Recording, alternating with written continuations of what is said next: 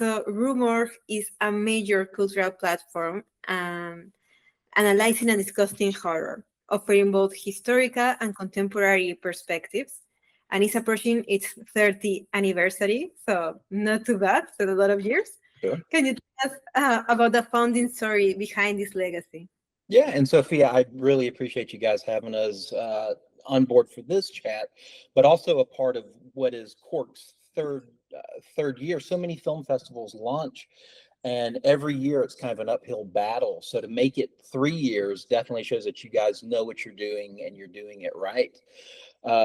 Rue Morgue, like you said, has been around almost 30 years now. This year will mark our 29th anniversary. Every Halloween, we celebrate our anniversary with a big Halloween issue.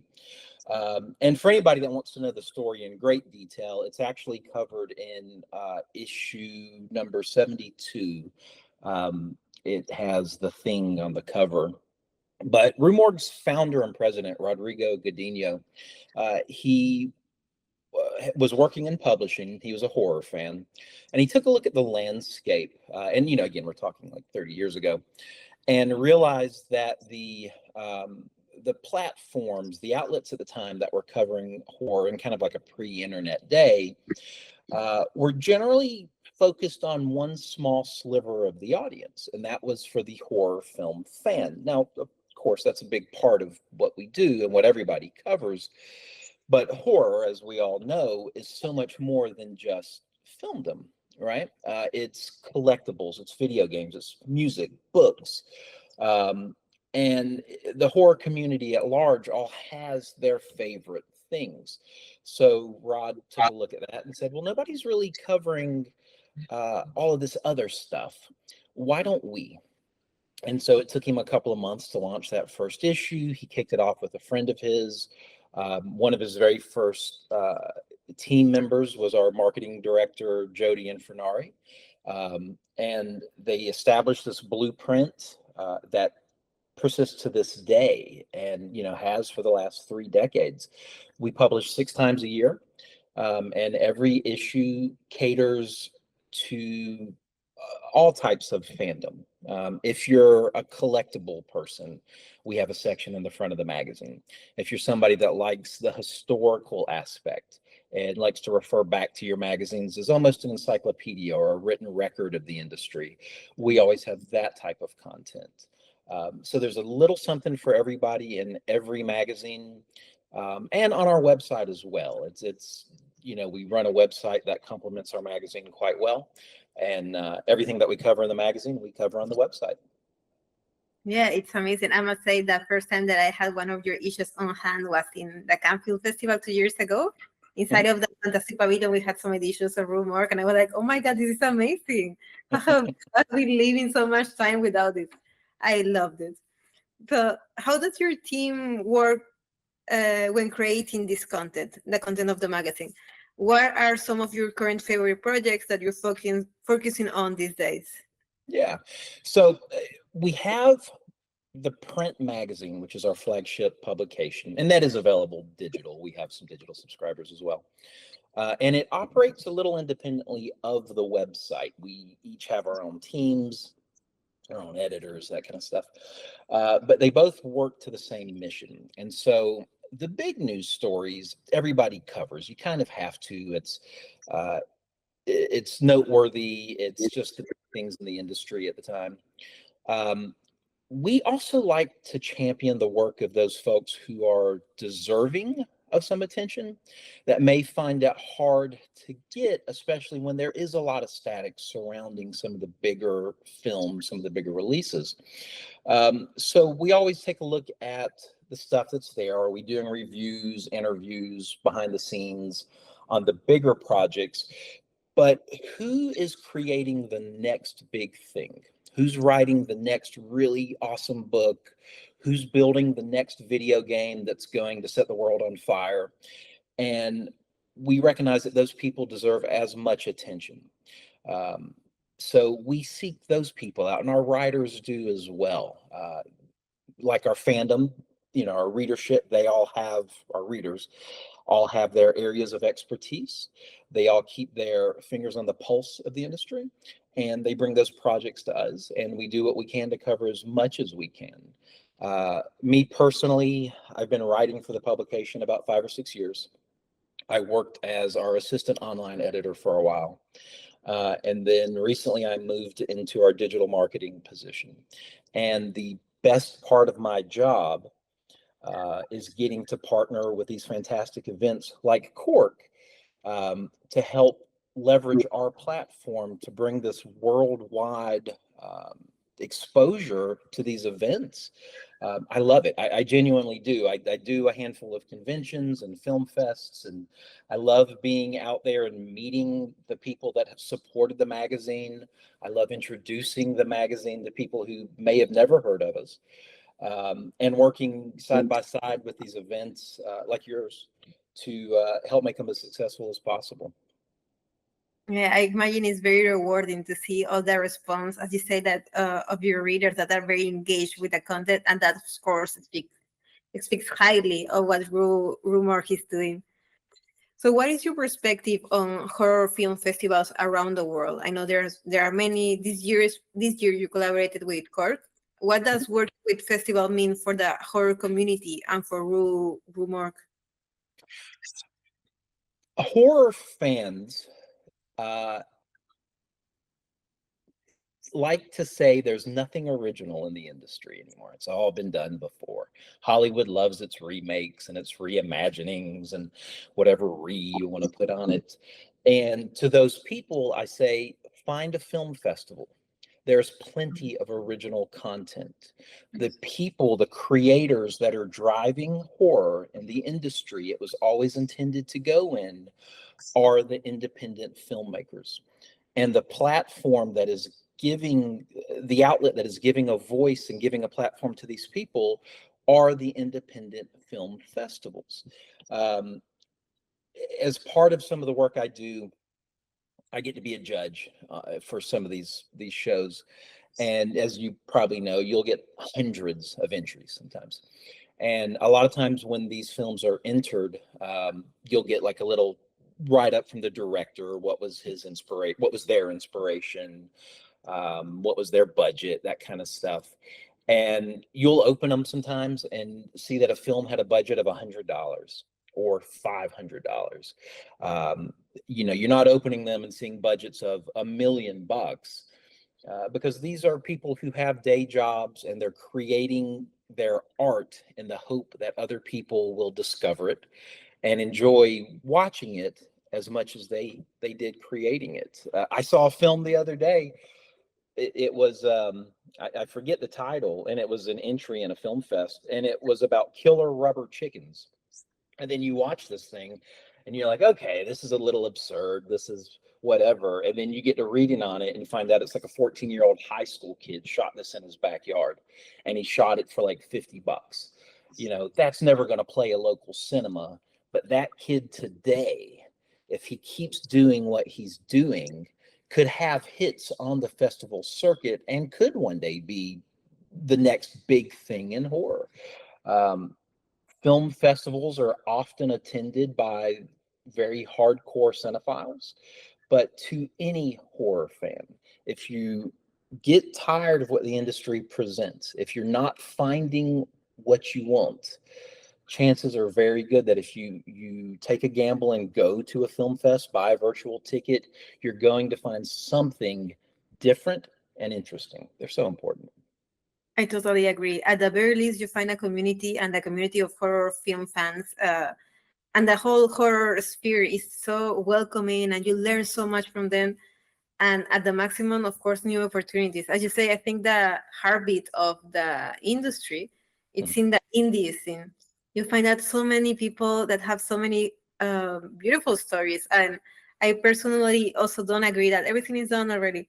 I think the world right now, maybe because of what we're living, politically, maybe, doesn't take the time to really look. And when you put your gaze into what's happening in the minds of these creative people, you realize like everyone has such beautiful and magnificent stories to tell You just need to be attentive of them, aware of them, and then you hear them, you see them, and you're like, oh my God, this is amazing. How did you come up with this? And they are in the indie film festival circuit. So Absolutely. Absolutely. So what trends are emerging in horror cinema in 2026? Which themes and narrative styles are currently popular that you think about them? I think if we take a look, so as we're filming this, of course, we're kind of in the first quarter of 2026, and we're still riding that Sinners high from last year. So Yeah. Sinners comes out, it's huge, rightfully so, gets a ton of nominations, wins a bunch of awards. And Sinners was not color by numbers horror. It was a blending of genres. You had some drama, you had a little comedy. It was horror. You had some action. And so I think what will happen, at least for the foreseeable future, is you'll start to, or you'll continue to see this mashup of genres, a hybrid of films. And that's fun. That's always cool, right? When we look back at the most recent Dracula film, Dracula was more a love story than it was a horror film. And I'm not talking about Nosferatu. I'm talking about the Dracula that's just come out in the last few months. They Will Kill You, which is a comedy, action, horror. There's a few others out there. But it's a very, for anybody that's watching this, it's thinking, oh, I'm just going to make a comedy horror or a drama horror or whatever.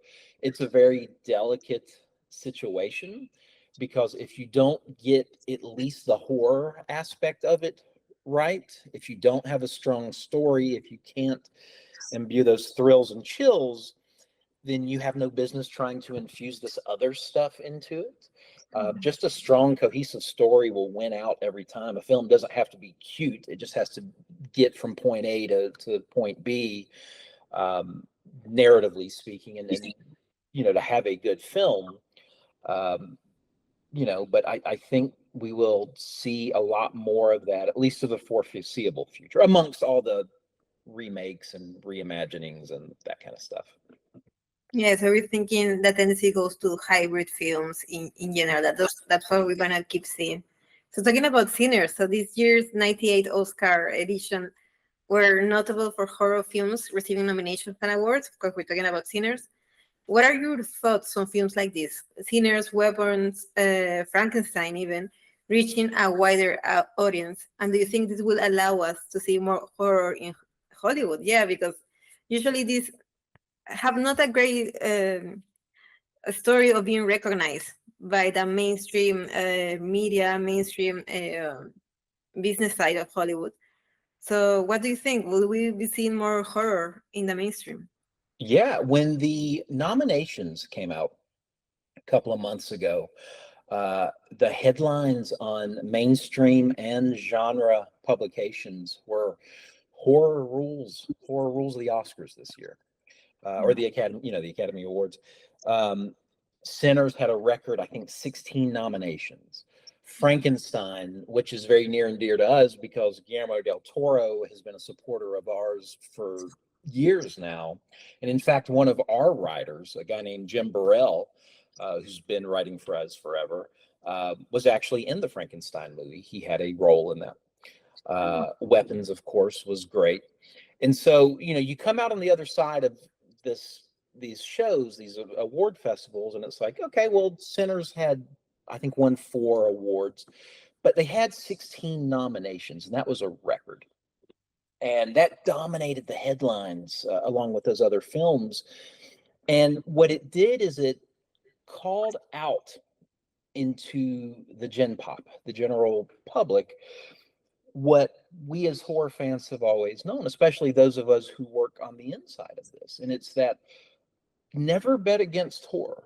Horror is always a bankable, commercially viable commodity. When you look back through the annals of entertainment, some of the most profitable films, and we are talking just about the commercial side of things, are things like The Blair Witch Project, Paranormal Activity.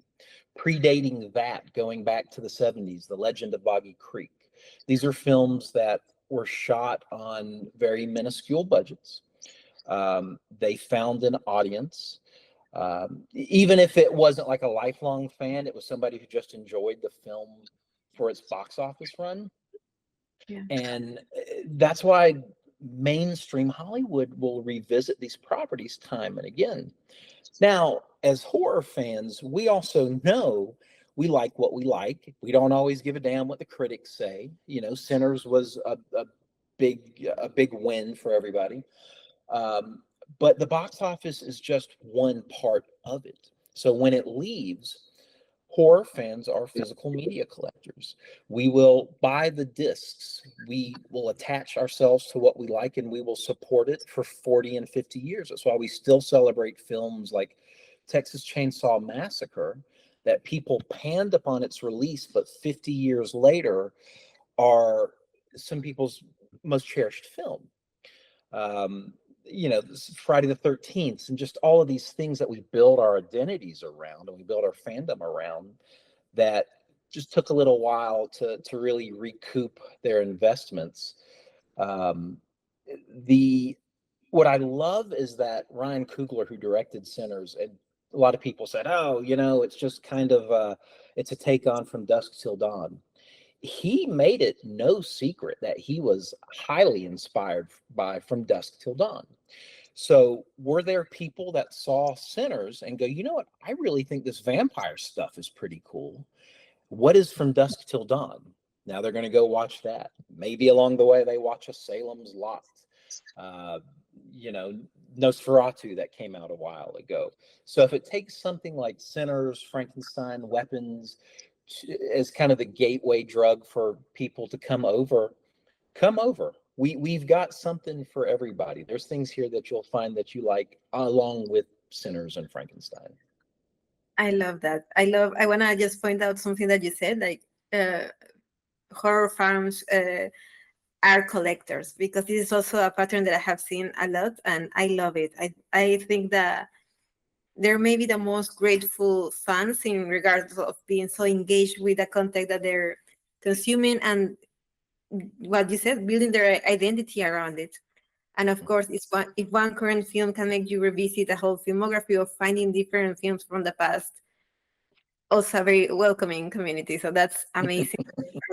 It is, Absolutely. there's so many good aspects about it.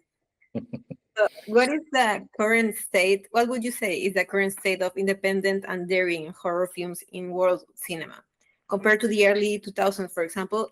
Has there been a decline in bold films with daring scenes, you think, or maybe not? What are your thoughts on this? How do you shock in the current climate, right?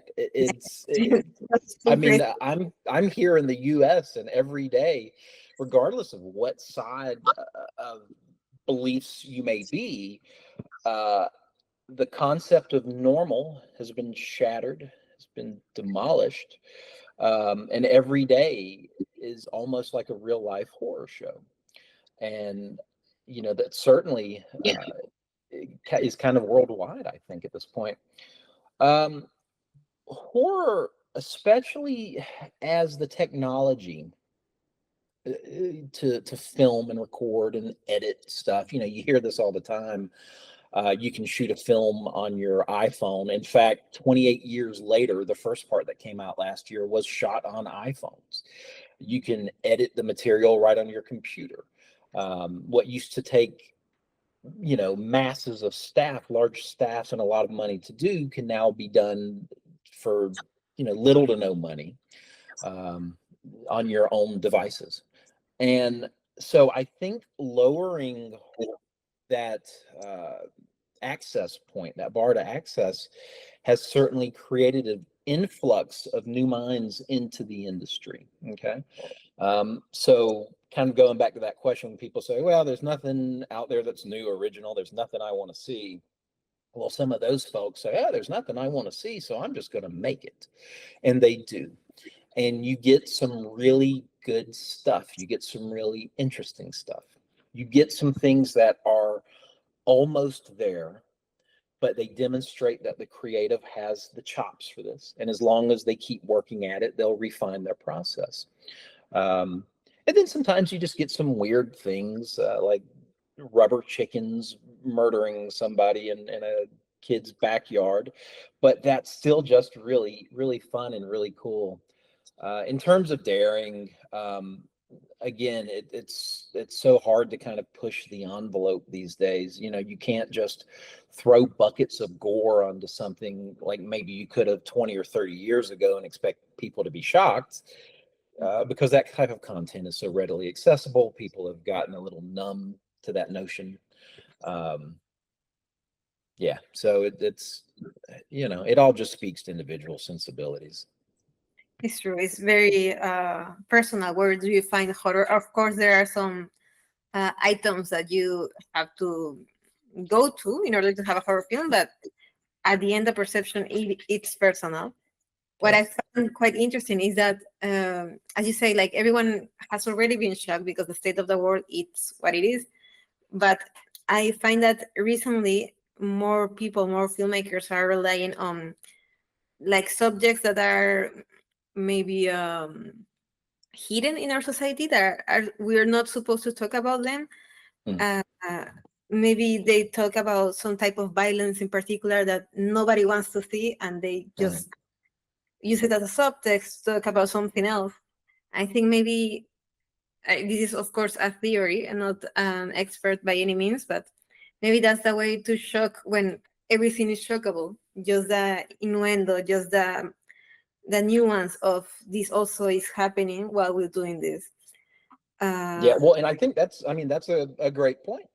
The things that would be shocking to you personally, let's say you take a horror fan who's who's watched everything for the last 50 years, Yeah. and it may not be, you know, how do you still find a way to shock that person? So, one of these films that I got to watch for a film festival that I'm currently judging, showed some scenes of involving animals, and that's always, and you know, and you watch it, and I mean, of course it's staged and these are props and that kind of stuff, but that's always a very touchy subject with a lot of people. But if you take that guy that watched like Cannibal Holocaust way back in the day, and they were eating live turtles then, and that was real, is that still shocking to him? So it's, you know, for the creatives that are putting these things out, I think it's hard to, you know, maybe you can take some like social stuff, things that are topical in the world at the time, that hopefully will all be behind us sooner than later. Uh, yeah, you know. So, but it's, you know, just God bless the people that try their damnedest to put this stuff out to still try to scare us, because at the heart of it, that's what it all is. We come in for the thrills, and we hope we leave with something that we remember. For sure. And in this regard, where do you see the most interesting difference in horror perception and production across different countries? As a judge, and of course, through your work in Rue Morgue, I'm sure you've seen like some tendency in different parts of the world and the difference because different industries, of course, different budgets. Where do you find the most difference, the most interesting difference in this regard? Yeah. What I think is so just cool about the time and age that we are fortunate enough to be in, as film fans, is that the technology has caught up and is so widespread accessible at this point.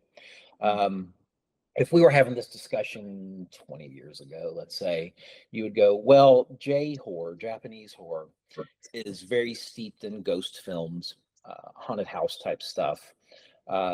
Italian films, the giallos, you know, with their killer point of view. You know, here in the States, we had a ton of slashers, and over time, everybody started to cross those tropes, and start to kind of infuse a little bit of this and a little bit of that into their projects. So the technology is so much more affordable than ever it once was, and you know, you can't just say any longer, well, a ghost film is just Japanese. Oh, the Japanese, yes, they make these fantastic ghost films, but other countries do as well. A creative mindset exists everywhere, right?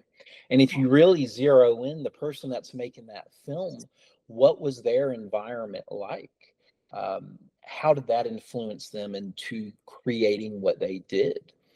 I think one trend that we're seeing that I'm not a huge fan of, and you can argue at its merits or not argue against them, I guess, is the uprising of AI. You know, there's kind of this resurgence in physical media and in independent films. There in mainstream films as well, there's an art to pulling off a practical effect. I got to see some great films last year, one called Lily's Ritual that had this transformation scene that I would put up against American Werewolf in London, which I think is one of the greatest practical transformations in cinema history.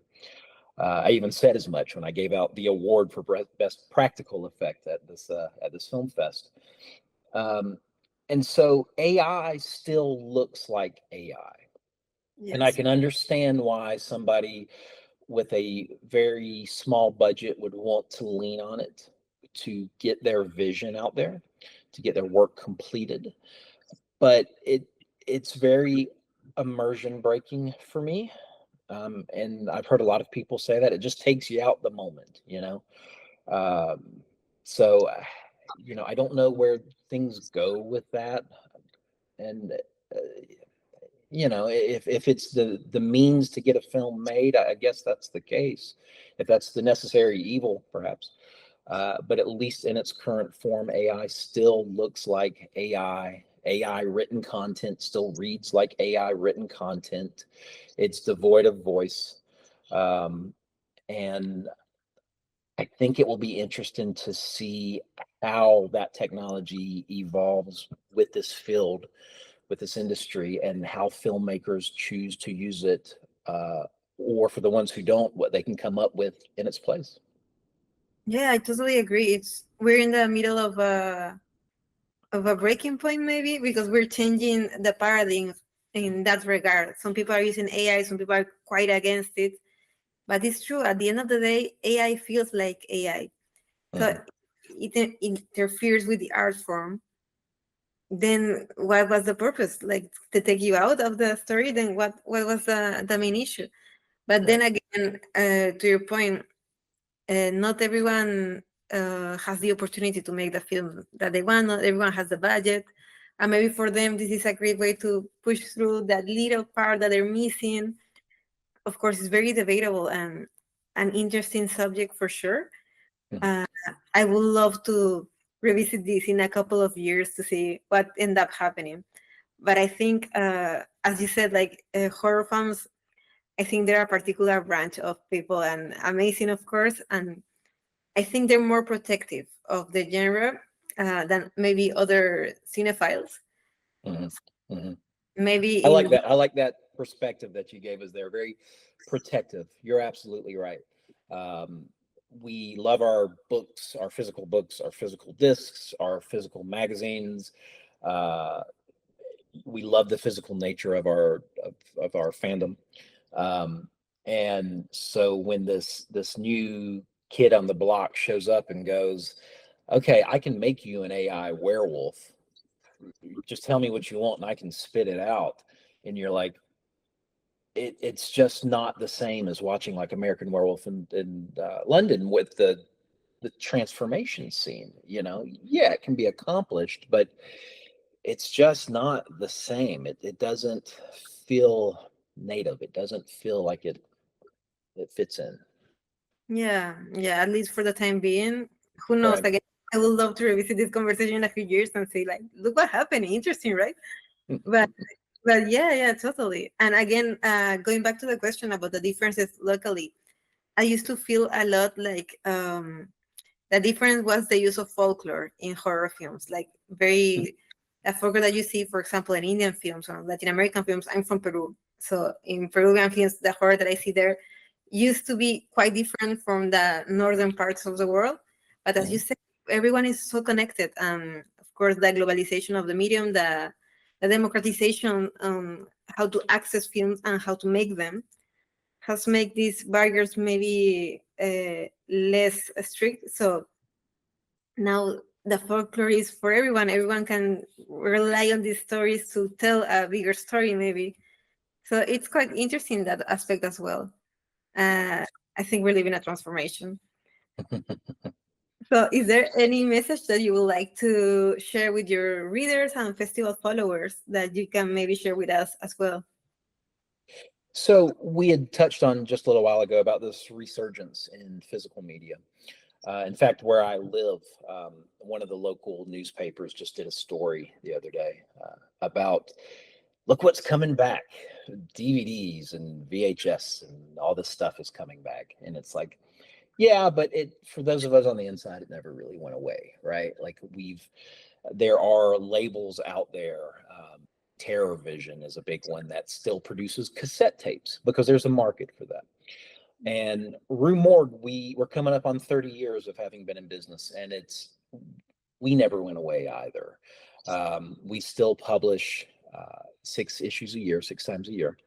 We have some other outreach newsletters and our website, and we do a bunch of shows throughout the year. And so we certainly intend to be around for another 30 years and then 30 years after that. And when I go to these shows, I'll get a lot of people who come up, these film fests and these horror conventions, and they go, it's so cool that there's still a magazine out there. And I would love to write horror, or I would love to have my brand featured. And we who work with Rue Morgue love Rue Morgue, but the magazine is created, the whole Rue Morgue brand serves the horror community at large, right? And so we want to welcome as many of these people into our brand of journalism as we can. There's several publications out there, and these are not our competitors. These are our cohorts. We're all trying to accomplish the same thing, and we all have our own way of doing it. And for anybody that's just sitting out there and goes, you know what, I want to write for your magazine, or how do I get featured? But it's so strange and scary, and I don't know who to reach out to. If you need a contact in this industry, I read my email. I can be your contact. My name is Kevin, and my email is kevin@rue-, which is the little dash, morgue.com. And, you know, if you've got something, even a kernel of an idea of something that you think is fun or interesting, or you want us to help partner with you on something, send an email. Let's talk it through. Let's talk it out.